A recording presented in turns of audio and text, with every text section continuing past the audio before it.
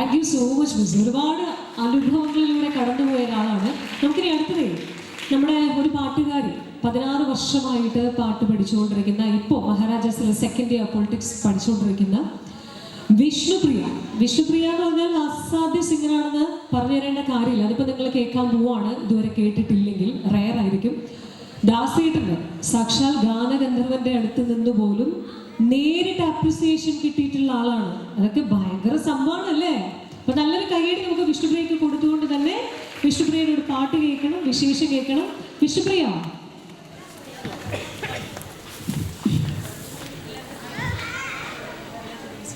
എല്ലാവർക്കും എൻ്റെ നമസ്കാരം.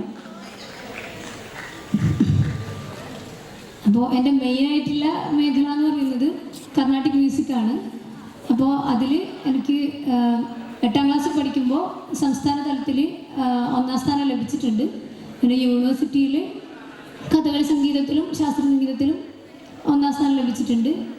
നാഷണൽ കലോത്സവത്തിൽ ശാസ്ത്രീയ സംഗീതത്തിൽ 3ാം സ്ഥാനം കിട്ടിയിട്ടുണ്ട്. ഓക്കെ, അപ്പോൾ അതുകൂടി ഞാൻ ഈ വേദിയിൽ പറയുകയാണ്.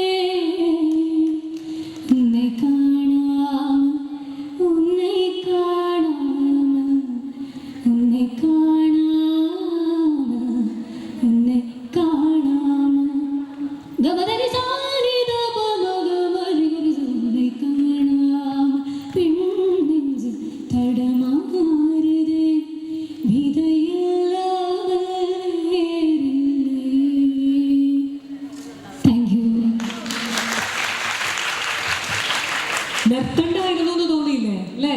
കേട്ട് നമുക്ക് മതിയായില്ല, അത്ര മനോഹരം. എനിക്ക് ശരിക്കും രോമാഞ്ചമൊക്കെ വന്നു. Thank you so much Vishnu, thank you so much. ഇനി അടുത്തതായിട്ട് നമുക്ക് അനുവിന്ദ് ഉണ്ട്. അനുവിന്ദിന്റെ പേര് പോലും വ്യത്യസ്തമാണ് അല്ലേ? അനുവിന്ദ് സുരേന്ദ്രൻ കോട്ടയത്ത് നിന്നാണ്. അനുവിന്ദിന്റെ 1-2 പ്രത്യേകത ഞാൻ പെട്ടെന്ന് ചോദിച്ചതാണ്. നടക്കില്ല എന്ന് പറഞ്ഞ ആളാണ്, സംസാരിക്കില്ല എന്ന് പറഞ്ഞ ആളാണ്. പക്ഷേ അവിടെ നിന്ന് ഇന്ന് അനു അസാധ്യമായിട്ട് പാടുന്ന ഒരാളാണ്. വേദികളിൽ ധാരാളമായിട്ട് പെർഫോം ചെയ്യുന്ന ഒരാളാണ്. അപ്പൊ ചെറിയ കയ്യടി പോരാ, വലിയൊരു കയ്യടി തന്നെ കൊടുക്കണം അല്ലേ? ഈ രംഗത്ത് അല്ലെങ്കിൽ നമ്മുടെ ഈ ഒരു മേഖലയിൽ ഒരുപാട് ആൾക്കാർക്ക് അല്ലെങ്കിൽ വളർന്നു വരുന്ന കുഞ്ഞുങ്ങൾക്കൊക്കെയും വലിയ ഒരു പ്രചോദനമാണ് അനുവിന്ദ്. ഇനിയും അങ്ങോട്ട് അങ്ങനെ തന്നെ ആവട്ടെ. എന്തൊക്കെയുണ്ട് വിശേഷം പറയും?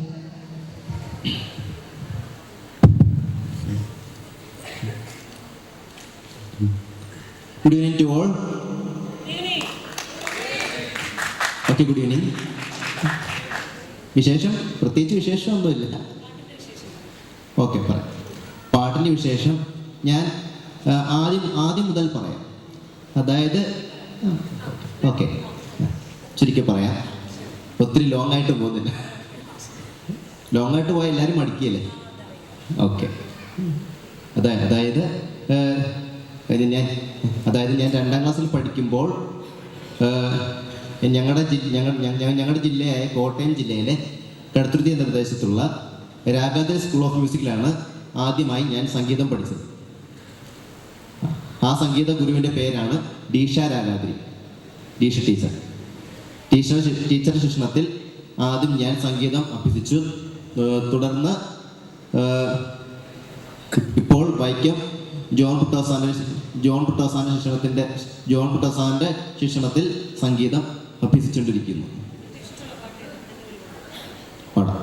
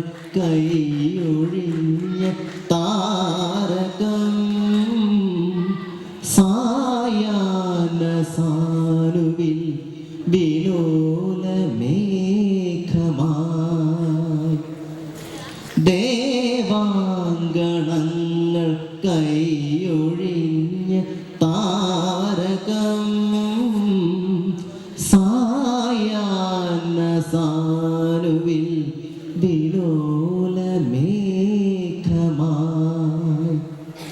അഴകിൽ പവിഴം പൊഴിയും നിന്നിൽ അമൃതകണമായി സഖി ധന്യനാം ദേവാംഗണങ്ങൾ കൈയൊഴിഞ്ഞ് താരകം സായാഹ്ന സാനുവിൽ വിലോലമേഘമാ.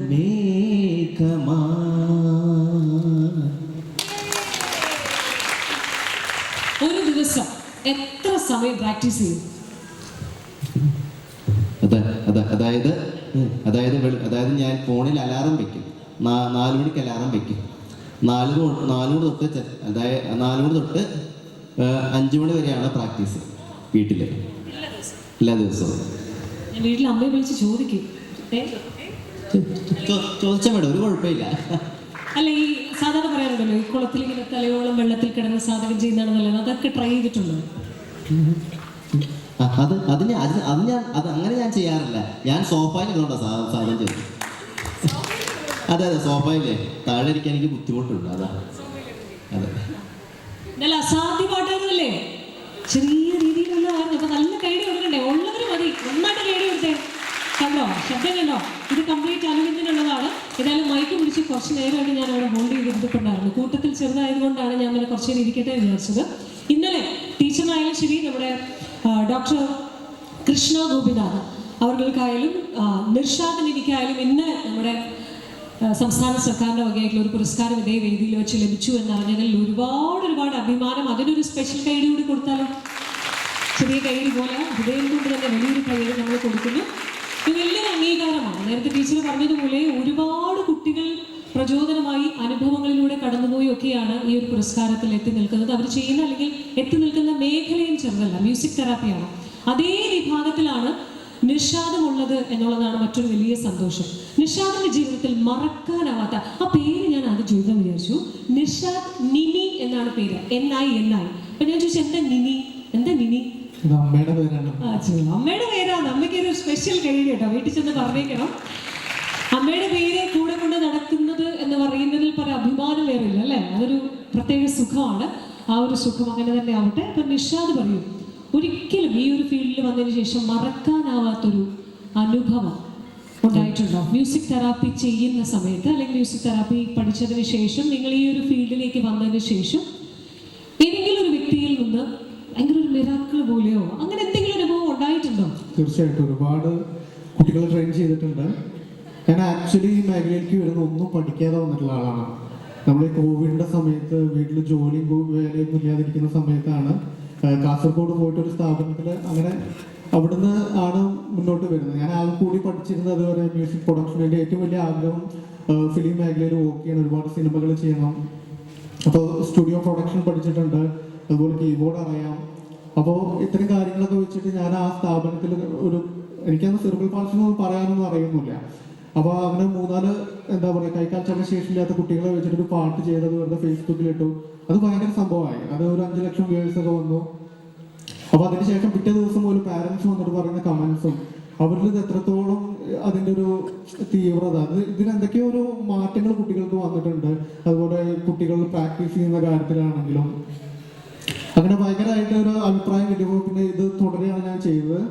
ആ സമയത്ത് ഞങ്ങളുടെ കാസർഗോഡ് ജില്ലാ ഓഫീസറായിരുന്നു ഞങ്ങളുടെ ഷീബ മാമിന്റെ സപ്പോർട്ട് തീർച്ചയായിട്ടും. എനിക്കന്ന് ജില്ലാ ഓഫീസർ എന്താ അങ്ങനെയൊന്നും അറിയുന്നില്ല. മാം ആ ഒരു ദിവസം നമ്മുടെ സ്ഥാപനത്തിൽ വരികയും എന്താ പറയുക അവിടെ വന്നിട്ട് നമ്മൾ നല്ല രീതിയിൽ കുറേ കാര്യങ്ങളൊക്കെ പറഞ്ഞു തന്നു. പിന്നെ അതിനുശേഷം എനിക്ക് തോന്നുന്നു ഈ 6 വർഷം വരെ മാമിന്റെ സപ്പോർട്ട് എടുത്ത് പറയേണ്ടത് തന്നെയാണ്. വേൾഡിലെ ഫസ്റ്റത്തെ മ്യൂസിക് ബാൻഡ്, ഓട്ടിസ്റ്റിക് ആയിട്ടുള്ള കുട്ടികളുടെ മ്യൂസിക് ബാൻഡ് തുടങ്ങിയത് ഞങ്ങൾ മാമിന്റെ സപ്പോർട്ട് അതിന് പ്രത്യേകം എടുത്ത് പറയണം. ഞങ്ങളാണ് തുടങ്ങിയിട്ടുള്ളത്. അതുപോലെ തന്നെ ലൈവ് ഷോസ് തരുന്ന കാര്യത്തിലാണെങ്കിലും ഷിബിമയുടെ ഫ്രണ്ടിൽ ഇരിക്കുന്നുണ്ട്.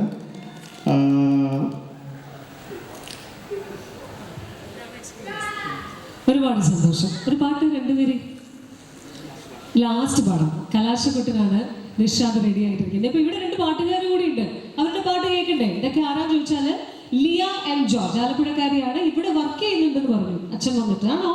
ഇവിടെ വർക്ക് ചെയ്യുവാണോ? പാട്ട് പാടുവോ? വർക്ക് ചെയ്യുവാണ്. ശരി, ഒരു പാട്ട് പാടുവോ? പൂവേ കണ്ണാടി പൂവേ. റെഡിയാണോ? കേൾക്കാം നമുക്ക്.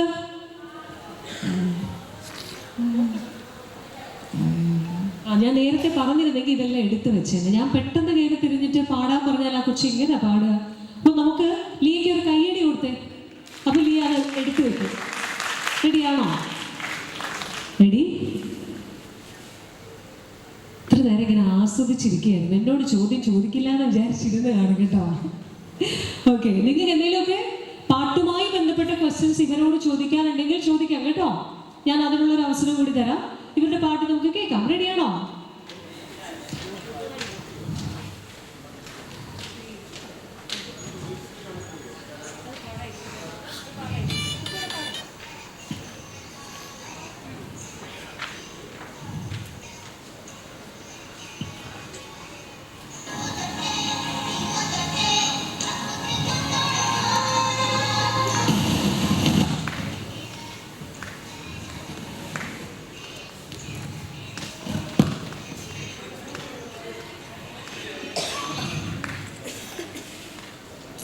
എന്തൊരു ചേലാണ് നെഞ്ചിലെ നേരാണ്, എന്റെ കിടാവാണ്, എന്തിനും നീയാണ്.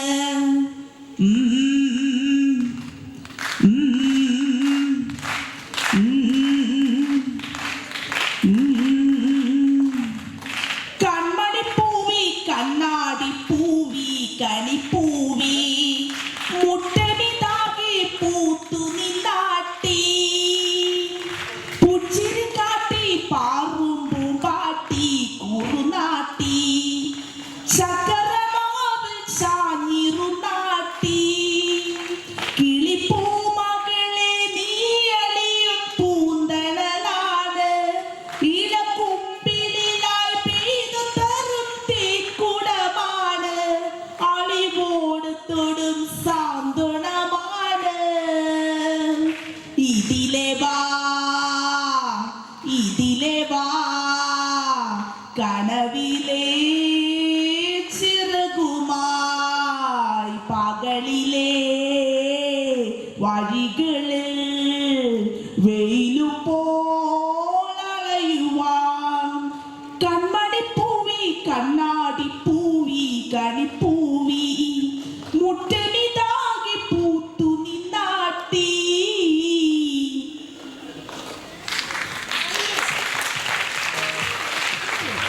നന്നായിട്ട് പാടി അല്ലേ? സ്പഷ്ടമായിട്ട് വ്യക്തമായിട്ട് നമുക്ക് മനസ്സിലാവുന്ന രീതിയിൽ അടിപൊളിയായിട്ട് പാടി.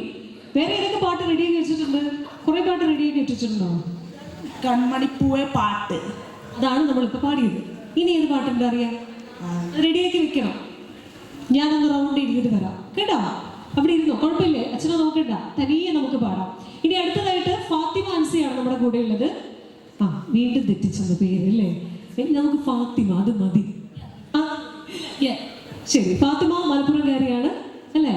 ശരിക്കും പറഞ്ഞാൽ ഞാൻ ഹാഫ് മലപ്പുറം ഹാഫ് തിരുവനന്തപുരം എന്ന് പറയാം. ബിക്കോസ് ഞാൻ മലപ്പുറത്താണ്, അവിടെയാണ് I was born and raised, അവിടെയാണ് എൻ്റെ നേറ്റീവ് പ്ലേസ് എന്ന് പറയാം. പക്ഷേ ഇവിടെ ഞാൻ I been living here for 3 years now. 3 years ആയി. തിരുവനന്തപുരത്തിന് എന്ത് സ്നേഹമാണെന്ന് നോക്കിയേ. ഞാൻ ഇപ്പൊ ഇവിടുത്തെ കാര്യമാണെന്ന് പറയാൻ തോന്നിയതിന് നല്ല കൈയ്യടി കൊടുത്തേ. അടിപൊളി, താങ്ക് യു. അത് ഞങ്ങൾക്ക് ട്രിവാൻഡ്രത്തുകാർക്ക് ഒരുപാട് സന്തോഷം. അപ്പോൾ ഫാത്തിമയുടെ പാട്ടിന്റെ ബാക്ക്ഗ്രൗണ്ട് എന്ന് പറയുന്നത് നമ്മൾ കണ്ടിട്ടുണ്ട്, ഒരുപാട് പ്രാവശ്യം ഈ ബുക്ക് കണ്ടിട്ടുള്ളതാണ്. എങ്കിലും അറിയാത്ത 1-2 പേരെങ്കിലും കാണുമായിരിക്കുമല്ലോ. അപ്പോൾ അവർക്ക് വേണ്ടിയിട്ട് ഫാത്തിമയുടെ ബാക്ക്ഗ്രൗണ്ട്, മ്യൂസിക് ബാക്ക്ഗ്രൗണ്ട് എന്ന് പറഞ്ഞു. ഓക്കെ, സോ എൻ്റെ മ്യൂസിക്കൽ ജേർണി ആക്ച്വലി തുടങ്ങിയത് ഞാനൊരു 2-3 years ഓൾഡ് ആയ സമയത്തായിരുന്നു. എൻ്റെ ജേർണി ശരിക്കും പറഞ്ഞാൽ ഒരു ടോയ് കീബോർഡ് വെച്ചിട്ടാണ് തുടങ്ങിയത്, ഒരു ഇൻസ്ട്രുമെൻ്റലിസ്റ്റ് ആയിട്ടാണ് തുടങ്ങിയത്. അങ്ങനെ അതിനുശേഷം പിന്നെ ഞാനൊരു 5 years ഓൾഡ് ആയ സമയത്ത് എൻ്റെ തൊട്ടടുത്തൊരു ബ്ലൈൻഡ് സ്കൂളിലേക്ക് ജോയിൻ ചെയ്തു. അപ്പോൾ അവിടെ തന്നെ മ്യൂസിക് ടീച്ചറാണ് എനിക്ക് പാടാനുള്ള കഴിവുണ്ടെന്ന് ആക്ച്വലി ഡിസ്കവർ ചെയ്ത്. എൻ്റെ പാരൻസിന് ഓൾറെഡി ഒരു ടൈപ്പ് ഓഫ് ഡൗട്ട് ഉണ്ടായിരുന്നു, എന്തോ ഒരു ഡിഫറൻസ് ഉണ്ട്. ബിക്കോസ് ഞാൻ ആ ഒരു ടി വിയിലൊക്കെ സോങ്സ് കേൾക്കുന്ന സമയത്ത് അതിനനുസരിച്ച് തന്നെ I use to sing along on pitch. So അപ്പോൾ അവർ something is different with this kid എന്നുള്ള രീതിയിൽ നോക്കിയിരുന്നു. പക്ഷേ ഇവൻച്വലി അവരത് ഡിസ്കവർ ചെയ്തു. ആൻഡ് അതാണ് ശരിക്കും പറഞ്ഞാൽ മ്യൂസിക് ജേണിയെ ആക്ച്വലി കിക്ക് സ്റ്റാർട്ട് ചെയ്തത്. ഇപ്പോൾ ലൈക്ക് ഞാനൊരു പിയാനിസ്റ്റാണ്. പിന്നെ അതുപോലെ തന്നെ മ്യൂസിക് ശരിക്കും പറഞ്ഞാൽ കൃഷ്ണൻ പറഞ്ഞിട്ടുണ്ടായിരുന്നു. ഐ തിങ്ക് മ്യൂസിക് ശരിക്കും പറഞ്ഞാൽ is a cure for everything. So മ്യൂസിക്കാണ് ശരിക്കും പറഞ്ഞാൽ എനിക്ക് എൻ്റെ ഐഡൻറ്റിറ്റിയെ ഡിസ്കവർ ചെയ്യാൻ പറ്റിയത്. ലോകത്തെ എനിക്ക് അറിയാൻ പറ്റിയത് മ്യൂസിക്കിലൂടെയാണ്. ആൻഡ് എനിക്ക് മ്യൂസിക് കാരണം ഒരു കാരണം കൂടി, ഒരു ന്യൂ സ്കില്ല് ഞാൻ അക്വയർ ചെയ്തു. എനിക്കിപ്പോൾ 15 ലാംഗ്വേജസ് എനിക്ക് ആക്ച്വലി സ്പീക്ക് ചെയ്യാൻ പറ്റും. ഞാനൊരു പോളിഗ്ലോട്ടുമാണ്. എനിക്ക് പേർഷ്യൻ, ഫ്രഞ്ച്, തുർക്കിഷ്, റഷ്യൻ ഈ ലാംഗ്വേജസ് ഒക്കെ അവരുടെ മ്യൂസിക് അറിഞ്ഞ് അതിനോട് ഇൻട്രസ്റ്റഡ് ആയിട്ട് ഞാനിപ്പോൾ ഈ ലാംഗ്വേജസ് ഇതുപോലെ തന്നെ കൊറിയൻ, ചൈനീസ്, ജാപ്പനീസ്, പിന്നെ കുറച്ച് ആഫ്രിക്കൻ ലാംഗ്വേജസും ഞാനിപ്പോൾ സംസാരിക്കുന്നുണ്ട്. താങ്ക്സ്. ഓ മൈ ഗോഡ്, എന്താണ് ഇവിടെ ഞാൻ കേട്ടുകൊണ്ടിരിക്കുന്നത്. അപ്പോൾ ഇതിൽ ഞാൻ എന്തെങ്കിലും പറയാൻ പറയൂ. I mean, if you want to.